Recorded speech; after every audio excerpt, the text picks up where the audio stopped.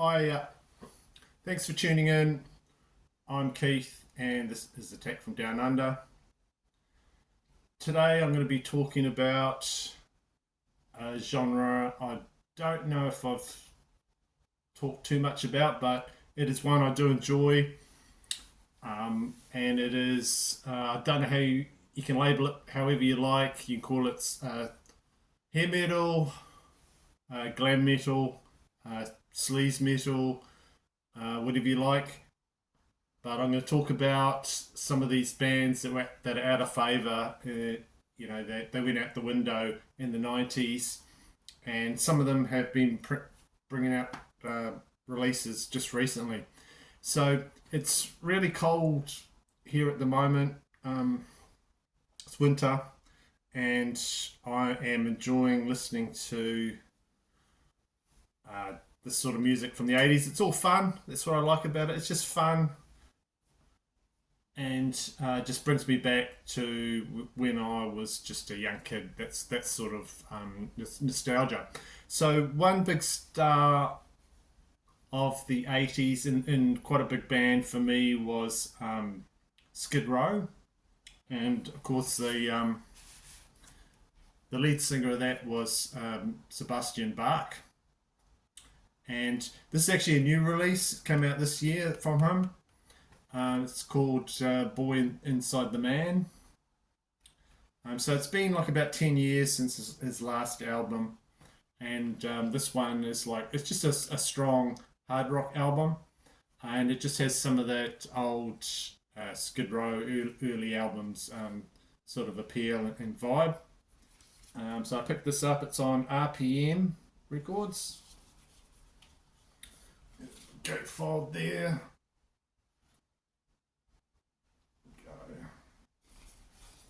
It's a full. So quite a cool release. There's quite a few guest stars on this album. He's got from Motley Crue, John Five, and one of my faves, Steve Stevens, and Orianthi is a female guitarist as well. So the guitar tones are really good, and this is actually I enjoyed this as you know it's a good hard rock album. It's got a bit of a summer sort of rock vibe, which is I think which I enjoy. And what have we got? This Hold On to Your Dream. That's a good song there. So this front cover artwork was done by Sebastian's father, David Björk. Where is it?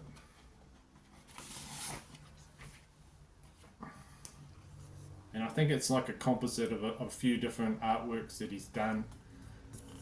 So I thought that was pretty cool. You know, people's opinions on that cover vary, but I thought it was good. He's a massive egomaniac, Sebastian Bach, but I just thought that was quite a good touch to have,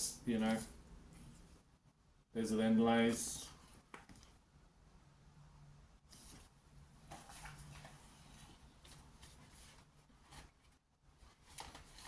And there's some printed lyrics as well. So a nice little package here.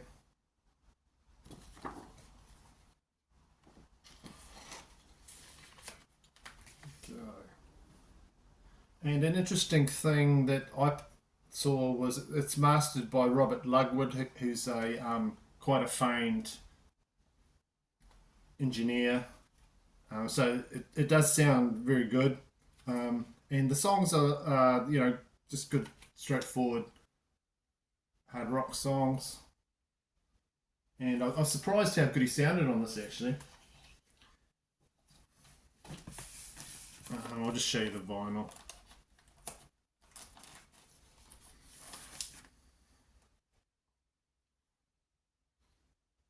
So it's two LPs. I'll just show you the one of them.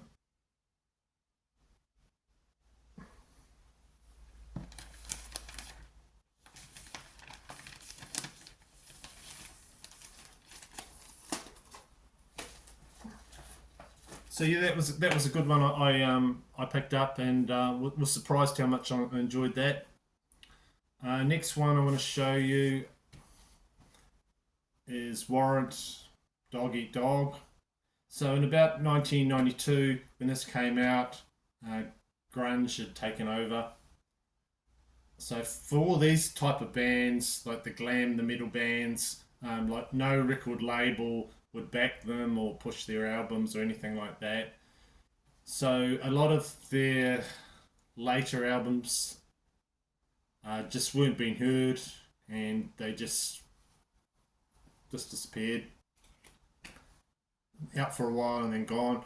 So I'm just going to talk about two of them, and the first is, of course, Dog Eat Dog from Warrant, and this is the last album to feature all five of the original members of Warrant. So after the album Cherry Pie, which was a massive album for them, they were trying to like find their way back with sort of darker and heavier out material, and it does still sound like them. It's got the same sort of sound, but they're just exploring different sort of areas. It's actually a strong album, but like I was saying, just pretty largely ignored. These are lyrics there. So 12 tracks, all written by Johnny Lane, and the first song on side one, Machine Gun, just like a riff heavy song, and that was the album's first single.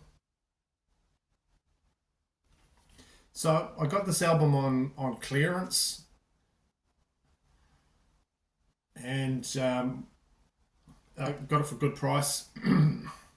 But I think the original, if anyone's got the original, the artwork actually takes up like 3/4 of the cover. This one has just got like a small little piece there.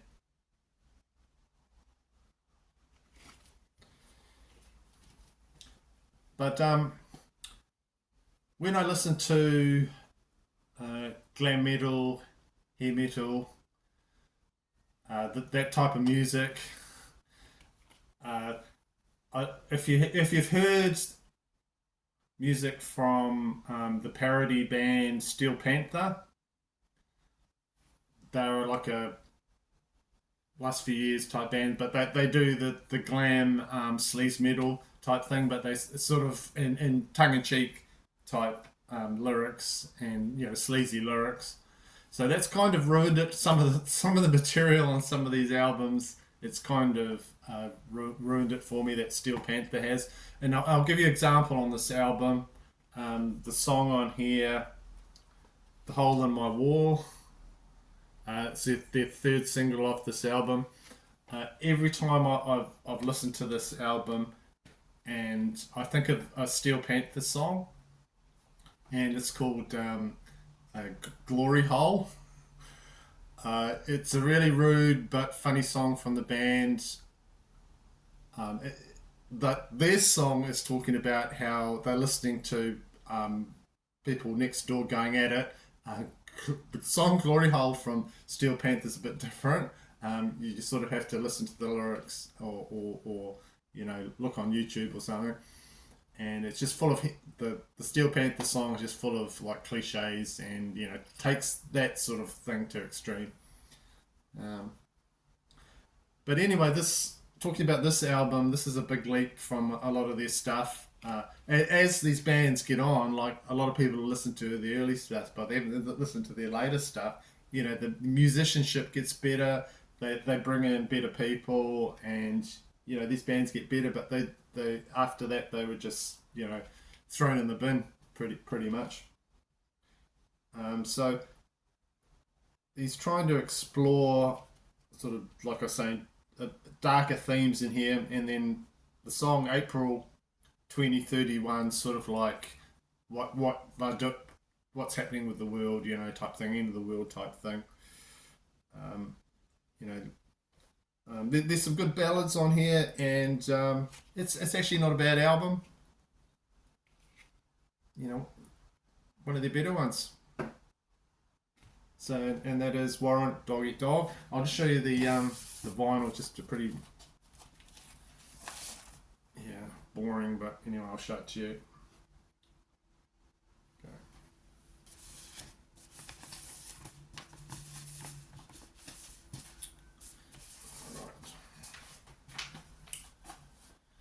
Right. Next one. This is another album that was pretty largely ignored, and this is from the band Poison, uh, and the album is Native Tongue. So the cover's a bit very 90s and a bit hard to see there.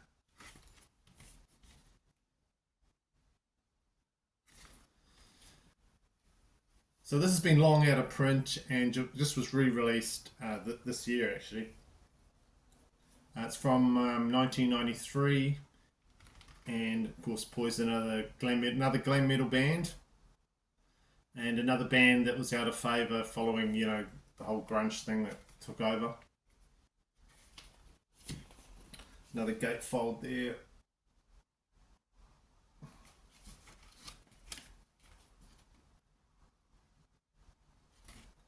So the Poison lead guitarist C.C. DeVille was fired from the band in 1991. So they brought in a new guitarist, Richie Kotzen, and his fingers are all over this album. And he brought a harder guitar sound.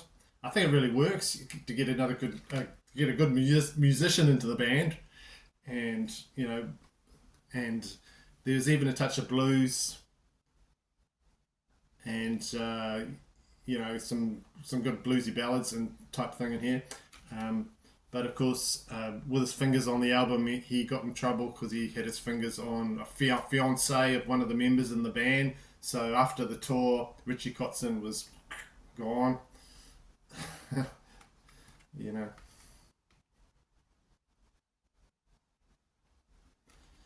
So I was actually surprised how much I really liked this album. I listened to it on a whim. Just wanted to know, what they're doing in some of the later albums, but this is really good. It's got 3 bonus tracks on it. This one's got different mixes, acoustic songs, but with my favourite song, I'd have to say would be "Bring It On Home" on side B.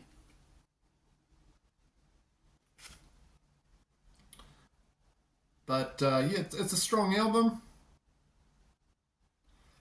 and Brett Michaels, he's got a great voice. Or if you've got a good band behind him, we can't go wrong, really.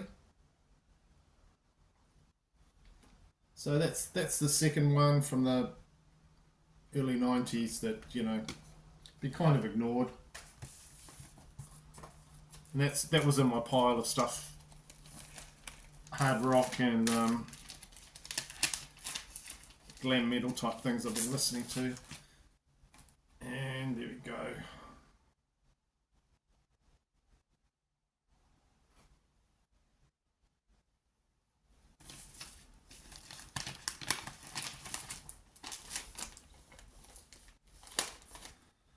Okay, and this is an album that it's a Japanese press that I got, and I'm trying to get a few more Japanese press Van Halen albums, and it's Van Halen, Women and Children First. Of course, you got the nice Obi strip there. This is in perfect condition. So this is their first Van Halen album to not feature any cover songs at all. It's all original material. I really like this album.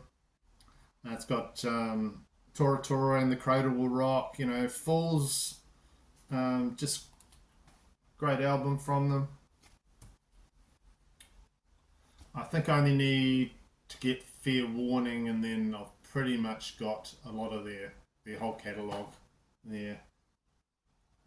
So that was a cool pickup. And of course you've got the lyrics sheet there. It's all in Japanese. So I do have quite a lot of Japanese records in my pressings in my collection. I did a video a while back of I think it was something like treasure trove found, because there's a local guy that always selling Japanese presses of things. So most of my stuff I just get from him. A lot of it's quite it's getting a bit expensive because other guys are bidding on it and that. But I picked up that. That's a cool album. So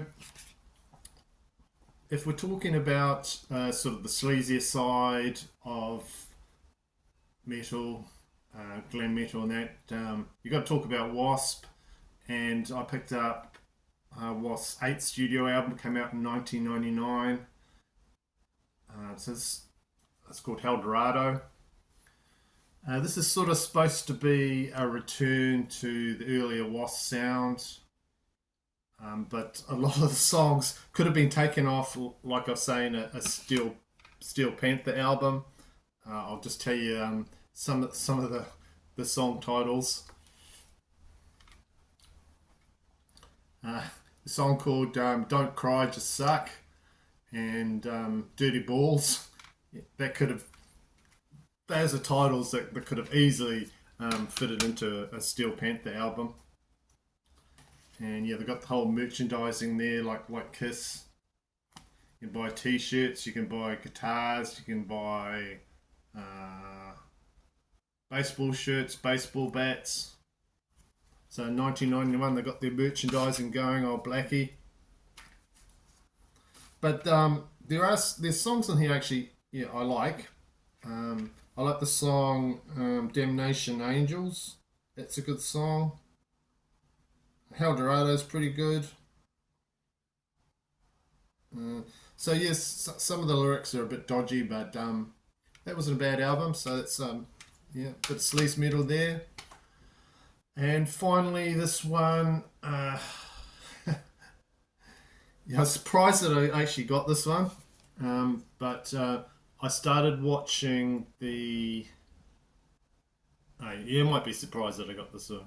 I started watching the Bon Jovi docu-series "Thank You Goodnight," the Bon Jovi story, and like probably a lot of people, I said to myself, this is just a marketing exercise, designed to sell you their latest record. It was just like a little series that they were just talking about the history of the band and where they are and type of thing. I won't fall for it. I'm not going to fall for it, but yeah, of course I did. So I hadn't bought anything from Bon Jovi since the actual single here from the Bad Medicine album there, and this came out in 1988. My brother was a big Bon Jovi fan, but hadn't really bought anything or listened to too much since this came out. Wasn't a massive fan of that album, but I did like the song Bad Medicine on here. But yeah, I watched the documentary series, and so it's the band's 40th anniversary, and in the series, John Bon Jovi is he's struggling with his voice. He had vocal cord surgery in 2022, so this is a new band he's putting together, pretty much. I think you've got Phil X on guitar. He's actually a decent guitar player. He's good. So optimistic album, sort of trying to look to the future with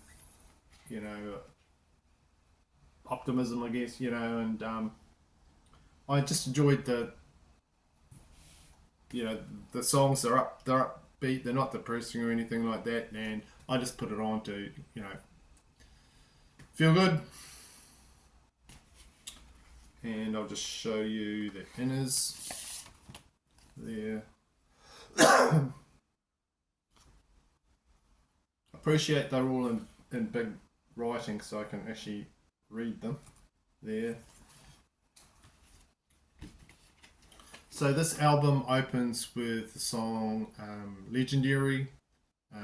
Sort of reflects on the past with the band, and you know, looking forward to what they're going to be doing. You know, he's piecing his voice together. I don't mind his voice on this album. I think it doesn't sound too bad at all. I just like you know, maybe there's a grittier quality or something. I don't know. So there's a usual balance of rock songs and ballads, but you know, quite a heartfelt album there. He talks about giving away his daughter at her wedding. Um, there's some collaborations. There's one with Ed Sheeran. I don't like Ed Sheeran. It's not the song on here is, you know, not my favorite, but just lots of catchy, simple songs. I guess you'd call it AOR music, but you know, in the old Bon Jovi formula. So I was happy to get that one. After watching the documentary and listening to the song, listening to the album a few times, yeah, I'll get that one. And reminds me a little bit of some Bruce Springsteen albums. Um, but yeah, this one in the shop did well on the charts overseas, and then it's just completely disappeared. I can't see anywhere that's got this anymore, but I picked that up. So that's Bon Jovi. Forever, you know, one of the artists from the 80s that's come back, put out something like, excuse me, Sebastian Bach. Right, I'll just show you the vinyl for that, and then that'll be it.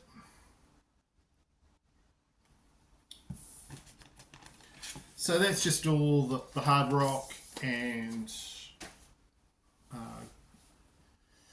glam sleaze, whatever you like to call it, stuff that I've picked up lately. Thank you for watching, and thank you for subscribing, and I hope to see you in the next video. Hope you enjoyed this one.